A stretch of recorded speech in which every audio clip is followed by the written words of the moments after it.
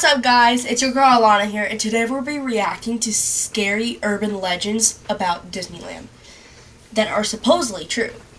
So to let you guys know, we're going to be reacting to this video about Disneyland spookies and the spooky tales about behind it. And this video is made by Super Horror Bros. I will put their channel in the description, and so y'all can go check out more of their videos. Heart attack in the Haunted Mansion. There is a haunted house attraction in Disneyland known as the Haunted Mansion. In fact, the mansion has proven so popular over the years since its creation at the park in 1969 that a film was produced based around it. However, rumours have circulated over the years that prior to the ride's opening, back in the 1960s, a preview event was held to select members of the public so Disney could gain feedback. One man, apparently, found the ride so scary that he died from a heart attack, forcing Disney to postpone the launch and tone down the scare factor of certain elements of the ride. So the version we have today is far less scary than the one originally planned. That's crazy. Mr. One Way. Ooh, that's actually really Popular roller coaster Space Mountain is rumoured to be haunted. People have reported sightings of a man who will appear next to them while queuing, and sometimes even sits in an empty carriage beside them during the ride itself. This man has reddish hair and a red face. He is known as Mr. One Way. He always disappears before the ride has ended, vanishing into thin air. There have been many sightings of Mr. One Way at Space Mountain over the years, and legend has it he is the ghost of a man who died on the ride during the 1970s. That's actually super scary. The Bellhop No, because Mr. One Way, imagine you're just sitting there on a ride. I've never been to Disney. Imagine you're just sitting on this ride, and then you just see this reddish hair guy. You're like, oh, hi! I didn't notice you were there. And then halfway through the ride or so, he's gone. That's spooky. Okay, the bellhop ghost. Legend has it on the Tower of Terror ride many years ago, a bellhop working on one of the 4 platforms, Platform Delta, suddenly dropped dead. Ever since that day there have been sightings of the bellhop. Whoa! That's crazy, and that's like a full body apparition. That's like you could see the body, you can barely see the legs, it's transparent, it has detail on the face. That is scary. Ghost. Awesome. In fact, he has even been allegedly caught on camera. The bellhop ghost never harms anyone, but he does like to play tricks by randomly shutting down lights, freezing up the ride, and causing loud and unexplainable noises to freak out staff members after the park is closed. 5. Debbie Stone. One of the major rides at Disneyland in the 1970s was the Carousel of Progress. In 1974, this was redesigned as an automated musical attraction called America Sings. The ride was made up from 6 theatres, each with a different audience, which then rotated around a set of 4 stages, each featuring a different animatronic musical act. The problem was that the walls rotating around the stage centre would flatten up against one another after each clockwise turn. Debbie Stone was a young woman working on the ride as a performer, and she was the victim of a fatal accident.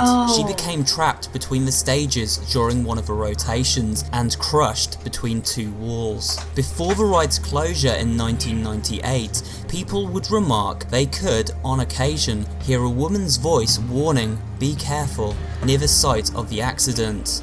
And this was said to be the ghost of Debbie Stone, warning other workers so they would not befall a similar fate.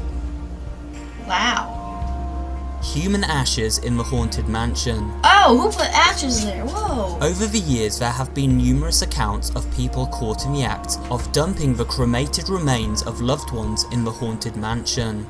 There have been even more accounts from cleanup teams of human ashes discovered after the fact. All this has led many to conclude that the Haunted Mansion may really be haunted by the spirits of the dead who have been deposited there. Either way, it's pretty creepy to know that people have been dumping the ashes of the dead throughout this attraction. Wow. Real skeletons on the Pirates of the Caribbean ride. Many people consider Wait, I actually heard this from it before. that Disneyland actually purchased real live human bones and skeletons to make their ride seem more realistic for this ride. I don't know if it's true, but I did hear this legend. Have y'all heard this legend?